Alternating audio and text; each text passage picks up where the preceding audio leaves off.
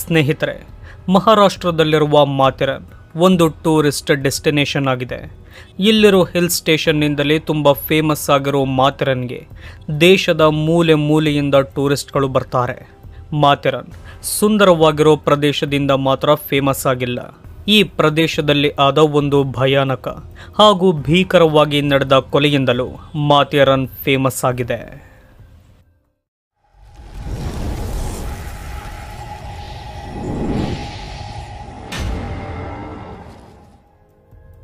2021 December 11 ಪ್ರತಿ ದಿನದಂತೆ ಮಾಥೆರಾನ್ನ hill station ಅನ್ನು ನೋಡಲು ಹಲವಾರು ಜನರು ಬರ್ತಾರೆ. ಅವರ ಹಾಗೆಯೇ ಅಲ್ಲಿಗೆ ಒಂದು ಕಪಲ್ಸ್ ಬರ್ತಾರೆ. ಬಂದ ಅವರು ಅಲ್ಲೆಲ್ಲ ಸುತ್ತಾಡಿ ಸಂತೋಷದ ಕ್ಷಣಗಳನ್ನು ಕಳೀತಾರೆ. ಹೀಗೆ ರಾತ್ರಿ 11 ಗಂಟೆಯಾಗುತ್ತೆ. ಆ ರಾತ್ರಿಯಲ್ಲಿ ತಮ್ಮ ಊರಿಗೋಗೋದು ಸರಿಯಲ್ಲ ಎಂದು ಆ ಕಪಲ್ಸ್ ಅಲ್ಲಿನ ಒಂದು ಲಾಡ್ಜ್ಗೆ ಹೋಗ್ತಾರೆ. ರಿಜಿಸ್ಟರ್ನಲ್ಲಿ ತಮ್ಮ ಹೆಸರನ್ನು ಬರೆದು ಒಂದು ರೂಮನ್ನು ತಗೋತಾರೆ. ಹೀಗೆ ಬೆಳಗ್ಗೆಯಾಗುತ್ತೆ. ಬೆಳಗ್ಗೆಯಾದರೂ ರೂಮ್ ಡೋರನ್ನು ಅವರು ಓಪನ್ ಮಾಡಲ್ಲ. ಅಲ್ಲಿನ ಸ್ಟಾಫ್ಗಳು ಅಂದುಕೊಳ್ಳೋದು ಅವರಿನ್ನೂ ಮಲಗಿದ್ದಾರೆ ಎಂದು. ಹೀಗೆ ಅವರು ತುಂಬ ಹೊತ್ತು ಕಾದು ನೋಡ್ತಾರೆ. ಅವರಿಗಾಗಿ ಬ್ರೇಕ್ಫಾಸ್ಟನ್ನು ಕೇಳಲು ಅಲ್ಲಿ ಕೆಲಸ ಮಾಡೋ ವ್ಯಕ್ತಿ ಬಾಗಿಲನ್ನು ನಾಕ್ ಮಾಡ್ತಾನೆ. ಆದರೆ ಅಲ್ಲಿಂದ ಯಾವುದೇ ಉತ್ತರ ಬರೋದಿಲ್ಲ. ಈ ವಿಷಯವನ್ನು ಮ್ಯಾನೇಜರ್ಗೆ ಹೇಳಿದಾಗ ಆತನು ಕೂಡ ಅಲ್ಲಿಗೋಗ್ತಾನೆ. ಎಷ್ಟೇ ಜೋರಾಗಿ ನಾಕ್ ಮಾಡಿದರೂ ಯಾವುದೇ ಉತ್ತರ ಬರದ ಕಾರಣ ಮ್ಯಾನೇಜರ್ ಮಾಸ್ಟರ್ ಕೀಯಿಂದ ಆ ರೂಮ್ ಡೋರನ್ನು ಓಪನ್ ಮಾಡ್ತಾನೆ. ಮಾಡಿ ನೋಡಿದರೆ ರೂಮ್ನಲ್ಲಿ ಯಾರು ಕೂಡ ಇರೋದಿಲ್ಲ. ಅದರಿಂದ ಮ್ಯಾನೇಜರ್ ಶಾಕ್ ಆಗ್ತಾನೆ. ನಿನ್ನೆ ರಾತ್ರಿ ತಾನೇ ಬಂದ ಕಪಲ್ಸ್ ಎಲ್ಲಿಗೋದರೆಂದು ಅಲ್ಲೆಲ್ಲ ಹುಡುಕಾಡ್ತಾನೆ. ಆದರೆ ಅವರಿಗೆ ಆ ಕಪಲ್ಸ್ ಎಲ್ಲಿಯೂ ಕಾಣೋದಿಲ್ಲ. ಆ ರೂಮ್ನಲ್ಲಿ ಒಂದು ರೀತಿಯ ಸ್ಮೆಲ್ ಬರುತ್ತಿರುತ್ತೆ. ಏನೆಂದು ಯೋಚನೆ ಮಾಡುತ್ತಾ ಮಂಚದ ಕೆಳಗೆ ನೋಡ್ತಾನೆ. ಅದನ್ನು ನೋಡಿದ ಮ್ಯಾನೇಜರ್ ಅತಿಯಾದ ಭಯದಿಂದ ಜೋರಾಗಿ ಕಿರುಚಾಡ್ತಾನೆ. ಕೂಡಲೇ ಪೊಲೀಸರಿಗೆ ಕಾಲ್ ಮಾಡಿ ಅವರನ್ನು ಬರಲು ಹೇಳ್ತಾನೆ. ಅಷ್ಟಕ್ಕೂ ಮ್ಯಾನೇಜರ್ ಏನನ್ನು ನೋಡಿರುತ್ತಾನೆ ಎಂದರೆ ತಲೆಯೇ ಇಲ್ಲದೆ ಬೆತ್ತಲಾಗಿ ಮಲಗಿರೋ ಒಂದು ಹೆಣ್ಣಿನ ಶವ. ಆಗ ಅಲ್ಲಿಗೆ ಪೊಲೀಸರು ಬರ್ತಾರೆ. ಈ ಕೊಲೆ ಯಾರು ಮಾಡಿದರು ಹಾಗೂ ಯಾಕೆ ಮಾಡಿದರೆಂದು ಕಂಡುಹಿಡಿಯಲು ಮುಂದಾಗ್ತಾರೆ. ಎಷ್ಟೇ ಹುಡುಕಿದರೂ ಅವರಿಗೆ ಆ ಶವದ ತಲೆ ಮಾತ್ರ ಸಿಗೋದಿಲ್ಲ. ಆ ಶವದ ಎಡಗೈನಲ್ಲಿ ಒಂದು ಟ್ಯಾಟೂ ಇರುತ್ತೆ.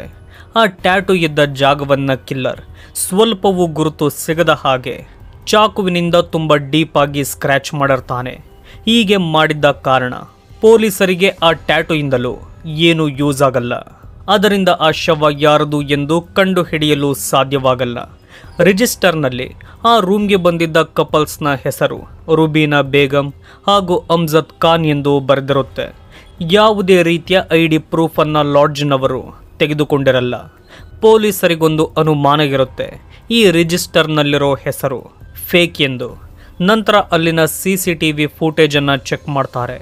ಅದರಿಂದ ಗೊತ್ತಾಗುತ್ತೆ ರೂಮನ್ನು ತೆಗೆದುಕೊಂಡಿದ್ದ ವ್ಯಕ್ತಿ ಮುಂಜಾನೆ 3:30ರಲ್ಲಿಯೇ ಚೆಕ್ಔಟ್ ಆಗಿದ್ದಾನೆ ಎಂದು. ಸ್ನೇಹಿತರೆ, ಆ ಸಮಯದಲ್ಲಿ ಕೋವಿಡ್ ಇದ್ದ ಕಾರಣ ಪ್ರತಿಯೊಬ್ಬರೂ ಮಾಸ್ಕ್ ಹಾಕುತ್ತಿದ್ದರು.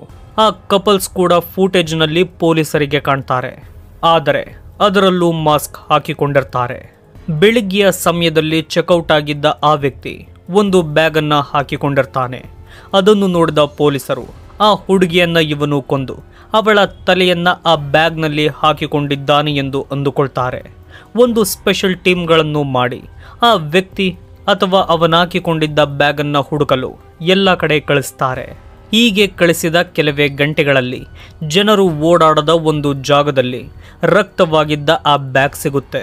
ಪೊಲೀಸರು ಅಂದುಕೊಂಡಂತೆಯೇ ಆ ಬ್ಯಾಗ್ನಲ್ಲಿ ಲಾಡ್ಜ್ನಲ್ಲಿ ಸಿಕ್ಕಿದ್ದ ಶವದ ತಲೆ ಸಿಗುತ್ತೆ. ಅದರ ಮುಖವನ್ನು ಫೋಟೋ ತೆಗೆದುಕೊಳ್ತಾರೆ. ಅದೇ ಬ್ಯಾಗ್ನಲ್ಲಿ ಒಂದು ಹಾಸ್ಪಿಟಲ್ನ ವಿಸಿಟಿಂಗ್ ಕಾರ್ಡ್ ಸಿಗುತ್ತೆ. ಈ ಕೇಸನ್ನು ಸಾಲ್ವ್ ಮಾಡಲು ಪೊಲೀಸರಿಗಿರೋ ಒಂದೇ ಒಂದು ಮಾರ್ಗ ಈ ವಿಸಿಟಿಂಗ್ ಕಾರ್ಡ್ ಆಗಿರುತ್ತೆ. ಏನೇ ಮಾಡಿದರೂ ಕೊಲೆಗಾರ ಸಿಗೋದಿಲ್ಲ. ಆಗ ಅವರು ಆ ಕಾರ್ಡ್ನಲ್ಲಿದ್ದ ಹಾಸ್ಪಿಟಲ್ಗೆ ಹೋಗ್ತಾರೆ. ಆ ಶವದ ಮುಖವನ್ನು ಅಲ್ಲಿನ ಸ್ಟಾಫ್ಗಳಿಗೆ ತೋರಿಸಿದಾಗ ಇದು ಪೂನಂ ಪಾಲ್ ಎಂದು ಅಲ್ಲಿನವರು ಕಂಡುಹಿಡಿತಾರೆ. ಆ ಹಾಸ್ಪಿಟಲ್ಗೆ ಪೂನಂ ಪಾಲ್ನನ್ನು ಚೆಕಪ್ಗಾಗಿ ಆಕೆಯ ಗಂಡ ಕರೆದುಕೊಂಡು ಬರುತ್ತಿರುತ್ತಾನೆ.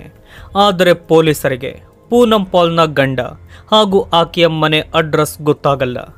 ಈ ಸಮಯದಲ್ಲಿ ಹಾಸ್ಪಿಟಲ್ನವರಿಂದ ಒಂದು ವಿಷಯ ಗೊತ್ತಾಗುತ್ತೆ.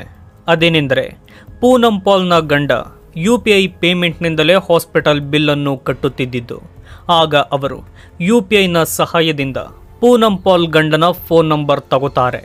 ಆ ನಂಬರನ್ನು ಟ್ರ್ಯಾಕ್ ಮಾಡಿದಾಗ ತಿಳಿಯುತ್ತೆ ಈ ನಂಬರ್ ಆಕ್ಟಿವ್ ಆಗಿಯೇ ಇದ್ದು ಮಾತೇರನ್ನಲ್ಲಿ ಸ್ವಿಚ್ ಆಫ್ ಆಗಿದೆ ಎಂದು. ಅಂದರೆ ಪೂನಂನನ್ನು ಕೊಂದಿದ್ದು ಆಕೆಯ ಗಂಡನಿಗಿರಬಹುದು ಎಂದು ಪೊಲೀಸರು ಅನುಮಾನ ಪಡ್ತಾರೆ. ಅವನ ನಂಬರ್ನಿಂದ ಆ ವ್ಯಕ್ತಿಯ ಮನೆಯ ಅಡ್ರೆಸ್ಸನ್ನು ಕೂಡ ಪತ್ತೆ ಮಾಡ್ತಾರೆ. ಹಾಗೆಯೇ ಆ ವ್ಯಕ್ತಿಯ ಹೆಸರು 30 ವರ್ಷದ ರಾಮ್ ಸುಲೋಚನ್ ಪಾಲ್ ಎಂದು ಗೊತ್ತಾಗುತ್ತೆ. ಸ್ನೇಹಿತರೆ, ಈ ರಾಮ್ ಸಾಫ್ಟ್ವೇರ್ ಇಂಜಿನಿಯರ್ ಆಗಿದ್ದು ಸತ್ತು ಹೋದ ಪೂನಂ ಪಾಲ್ನ ಗಂಡನಾಗಿರ್ತಾನೆ. ಪೊಲೀಸರಿಗೆ ಇವನ ಮೇಲೆಯೇ ಅನುಮಾನ ಇದ್ದ ಕಾರಣ ಇವನನ್ನು ಅರೆಸ್ಟ್ ಮಾಡಿ ಕಸ್ಟಡಿಗೆ ತಗೋತಾರೆ.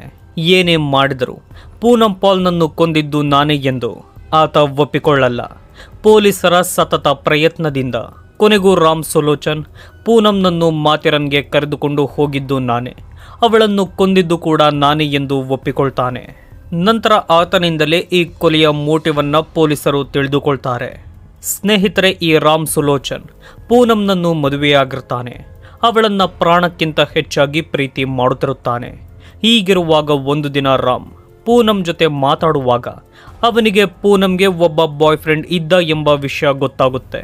ಅದರಿಂದ ರಾಮ್ಗೆ ದೊಡ್ಡ ಶಾಕ್ ಆಗುತ್ತೆ. ಆಗಿನಿಂದ ರಾಮ್ಗೆ ಪೂನಂನ ಪಾಸ್ಟ್ ಲೈಫ್ ಬಗ್ಗೆ ತಿಳಿಯೋ ಕುತೂಹಲ ಹೆಚ್ಚುತ್ತೆ. ಒಂದು ದಿನ ರಾಮ್ ಪೂನಂನ ಸ್ನೇಹಿತೆಯಿಂದ ಪೂನಂಗೆ ಒಬ್ಬ ಬಾಯ್ ಫ್ರೆಂಡ್ ಇದ್ದ, ಹಾಗೆಯೇ ಅವರಿಬ್ಬರು ಫಿಸಿಕಲ್ ರಿಲೇಶನ್ಶಿಪ್ನಲ್ಲಿದ್ದರು ಎಂಬ ವಿಷಯ ಗೊತ್ತಾಗುತ್ತೆ. ಈ ಮಾತನ್ನು ಕೇಳಿದ ರಾಮ್ಗೆ ತುಂಬ ಹರ್ಟ್ ಆಗುತ್ತೆ. ಆದರೂ ಆತ ಅದನ್ನು ನಂಬೋದಿಲ್ಲ. ಇದೇ ವಿಷಯವಾಗಿ ಪೂನಂ ಜೊತೆ ತುಂಬ ಸಮಾಧಾನದಿಂದ ಮಾತಾಡ್ತಾನೆ. ನಾನು ಕೇಳಿದ ವಿಷಯ ಸತ್ಯಾನ ಎಂದು ಕೇಳ್ತಾನೆ. ಪೂನಂಗೆ ತನ್ನ ಗಂಡನ ಬಳಿ ಯಾವ ವಿಷಯವನ್ನು ಕೂಡ ಮುಚ್ಚಿಡಬೇಕು ಎಂದು ಅನ್ನಿಸಿರಲ್ಲ. ಹಾಗಾಗಿ ಆಕೆ ಹೌದು, ನೀವು ಕೇಳಿದ್ದು ನಿಜ ಎಂದು ಹೇಳ್ತಾಳೆ. ಆ ಮಾತನ್ನು ಕೇಳಿದ ರಾಮ್ಗೆ ಅತಿಯಾದ ಕೋಪ ಬರುತ್ತೆ. ಆದರೆ ಆ ಕೋಪವನ್ನು ಅವನ ಹೆಂಡತಿಯ ಮುಂದೆ ರಾಮ್ ತೋರಿಸಿಕೊಳ್ಳಲ್ಲ. ಆ ಕೋಪವನ್ನು ಮನಸ್ಸಿನಲ್ಲಿ ಇಟ್ಟುಕೊಂಡಿರ್ತಾನೆ. ಪೂನಂ ನನಗೆ ಮೋಸ ಮಾಡಿದಳು ಎಂಬ ಕಾರಣದಿಂದ ಆತ ಸರಿಯಾಗಿ ನಿದ್ದೆ ಕೂಡ ಮಾಡುತ್ತಿರಲ್ಲ. ಆಗ ಅವನು ಪೂನಂ ಮೇಲೆ ಸೇಡನ್ನು ಇಟ್ಟುಕೊಳ್ತಾನೆ. ರಿವೆಂಜ್ ತೀರಿಸಿಕೊಳ್ಳಲು ಯೋಚನೆ ಮಾಡ್ತಾನೆ. ಅದಕ್ಕಾಗಿಯೇ ಪೂನಂನನ್ನು ಮಾಥೇರನ್ಗೆ ಕರೆದುಕೊಂಡು ಹೋಗ್ತಾನೆ. ಅವಳ ಜೊತೆ ಪ್ರೀತಿಯಿಂದ ಇರೋ ರೀತಿ ನಾಟಕ ಆಡಿ ಅಲ್ಲಿಯೇ ಇದ್ದ ಒಂದು ಲಾಡ್ಜ್ನಲ್ಲಿ ರೂಮ್ ಮಾಡ್ತಾನೆ. ಮಧ್ಯರಾತ್ರಿಯಲ್ಲಿ ಅವಳ ಕತ್ತನ್ನು ಹಿಸುಕೋ ರಾಮ್ ಸುಲೋಚನ್ ಅವಳನ್ನು ಕೊಂದು ಬಿಡ್ತಾನೆ. ಸ್ನೇಹಿತರೆ, ಆಕೆಯ ಸಾವು ಕತ್ತನ್ನು ಹಿಸುಕಿದ್ದ ಕಾರಣದಿಂದಲೇ ಆಗಿರೋದು. ಆದರೆ ಪೊಲೀಸರು ನೋಡಿದಾಗ ಆ ಶವದಲ್ಲಿ ತಲೆಯೇ ಇರೋದಿಲ್ಲ. ಅದಕ್ಕೂ ಕೂಡ ಒಂದು ಕಾರಣ ಇದೆ. ಈ ರಾಮ್ ಎಲ್ಲ ತರಹದ ಯೋಚನೆ ಮಾಡಿರ್ತಾನೆ. ಕೊಲೆ ಮಾಡಿ ಹೇಗೆ ತಪ್ಪಿಸಿಕೊಳ್ಳಬೇಕು, ಪೊಲೀಸರನ್ನು ಯಾವ ರೀತಿ ಯಾಮಾರಿಸಬೇಕು ಎಂದೆಲ್ಲ ರಿಸರ್ಚ್ ಮಾಡಿರ್ತಾನೆ. ಒಂದು ಕೊಲೆ ಮಾಡಿ ಅದರಲ್ಲಿ ತಲೆ ಇಲ್ಲದೆ ಹೋದರೆ ಈ ಶವ ಯಾರದು ಎಂದು ಪೊಲೀಸರಿಗೆ ಗೊತ್ತಾಗಲ್ಲ. ಆಗ ಅವರು ಈ ಕೇಸನ್ನು ಅನ್ಸಾಲ್ವ್ ಲಿಸ್ಟ್ಗೆ ಹಾಕಿ ಅದನ್ನು ಕ್ಲೋಸ್ ಮಾಡ್ತಾರೆ. ಇದರಿಂದ ನಾನು ಕೂಡ ಬಚಾವಾಗ್ತೀನಿ ಎಂದು ಅವಳ ತಲೆಯನ್ನು ದೂರದಲ್ಲಿ ಬಿಸಾಕ್ತಾನೆ. ಈ ಕೆಲಸ ಮಾಡೋದಕ್ಕಿಂತ ಮುಂಚೆ ಮತ್ತೊಂದು ಕೆಲಸ ಮಾಡಿರ್ತಾನೆ. ಅದುವೇ ಪೂನಂನ ಎಡಗೈ ಮೇಲಿದ್ದ ಅವಳ ಹೆಸರಿನ ಟ್ಯಾಟೂ. ಇದರಿಂದಲೂ ಪೊಲೀಸರು ಇವಳ ಬಗ್ಗೆ ತಿಳಿದುಕೊಳ್ಳಬಹುದು ಎಂದು ಆ ಟ್ಯಾಟೂವನ್ನು ಕೂಡ ಚಾಕುಯಿಂದ ಕಿತ್ತಾಕ್ತಾನೆ. ನಾನೇ ಬುದ್ಧಿವಂತ ಎಂದುಕೊಂಡಿದ್ದ ರಾಮ್ ಸುಲೋಚನ್ ಅನ್ನು ಪೊಲೀಸರು ಕೇವಲ 24 ಗಂಟೆಯ ಒಳಗೆ ಹಿಡಿತಾರೆ. ಸತ್ತ ಪೂನಂಗೆ ನ್ಯಾಯ ಕೊಡಿಸ್ತಾರೆ. ಸ್ನೇಹಿತರೆ, ರಾಮ್ ಮಾಡಿದ ಕೆಲಸದ ಬಗ್ಗೆ ನಿಮ್ಮ ಅಭಿಪ್ರಾಯವನ್ನು ದಯವಿಟ್ಟು ತಿಳಿಸಿ. ಇದೇ ರೀತಿಯ ವಿಡಿಯೋಗಳಿಗಾಗಿ ನಮ್ಮ ಚಾನಲನ್ನು ಸಬ್ಸ್ಕ್ರೈಬ್ ಮಾಡಿಕೊಳ್ಳಿ. ವಿಡಿಯೋ ನೋಡಿದ್ದಕ್ಕೆ ಧನ್ಯವಾದಗಳು.